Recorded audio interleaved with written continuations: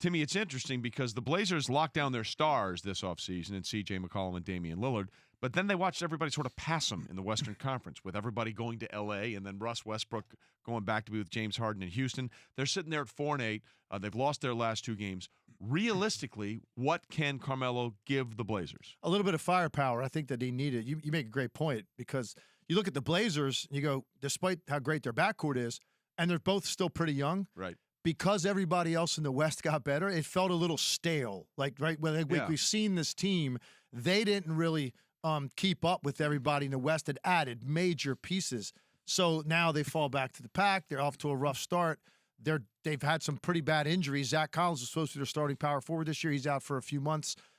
They lack firepower. When you look at their shot distribution, Lillard and McCollum take the vast majority of shots. They're both smaller guys in the NBA, which means you take a lot of contested shots. That's why they're bottom 10 in the league in field goal percentage. Carmelo Anthony can help give them another guy that can put the ball in the basket. Now, look, he's been out for a year, and he barely played when he was in Houston. So it's really been like a year and a half since he really played meaningful basketball. Can he come in and do it? We're going to find out because I don't know what exactly he's been doing to stay in shape, but I do know this. The way he scores, basically it's a lot of mid-range contested jump shots. Right. He's one of the best ever at that. If you lose your legs and rhythm and timing, you're not going to be able to do that. So that's what we all have to see. But I firmly believe there's a handful of teams in the league that Carmelo Anthony can have a very defined role off the bench, 16, 18, 20 minutes a game, but let him be a scorer when he's on the floor. Don't ask him to be a spot-up shooter. He'll never wrap his head around it, and he won't be very good at that role. If you give him the role that I just described, I think he actually can be an effective bench scorer, particularly in a team that needs more firepower. Okay, give him that role. Now, in the 10 games he played for Houston last year, he averaged 29 minutes a game. Now the role you're talking about, 16, 18, maybe 20 minutes a game. Listen, you and I had long careers in our respective pro sports. We were never the superstars.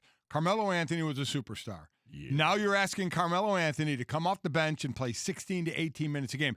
And I agree with what you're saying with that, but how will he accept that? I personally believe, and I could be dead wrong on this, there's no doubt you're 100% right about Oklahoma City and Houston. Both, I would include the Thunder in that situation.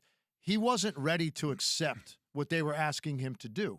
I think they skipped over a phase of his career that he could be effective at. Here's what I mean by that. Yeah, he was playing 29 minutes. He was out on the floor. You might as well have given him a camera because he was just watching James Harden play. He was picking and popping and standing there and waiting.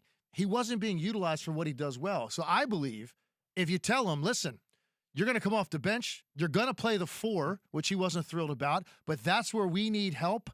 But when you're on the floor for that 18 minutes, we're going to give you the ball. We're going to let you ISO. We're going to run stuff designed for you to attack your man and score because we think you can still do it. I think he'd be happier playing 18 minutes and feeling like Carmelo Anthony and playing the way that he has always played in that short amount of time than standing out there for 30 as a starter, spotted up. I just felt like he felt demeaned by that role. And you could tell he was unhappy. He's not going to lay skin on the ground getting after loose balls. He's not going to guard his position great. He's a pretty decent rebounder for his position. He's a scorer. Yeah. Have him on the floor, give him the ball, let him attack. He wasn't really allowed to do that in either of those two places. And you have to realize pretty quickly, he's not going to be happy, which means he's not going to have success buying into that role. I think there is a spot for him in the league, and this is one of the teams I think that he can help. Thanks so much for watching ESPN on YouTube. For more sports analysis and highlights, download the ESPN app. And for live streaming and premium content, subscribe to ESPN+.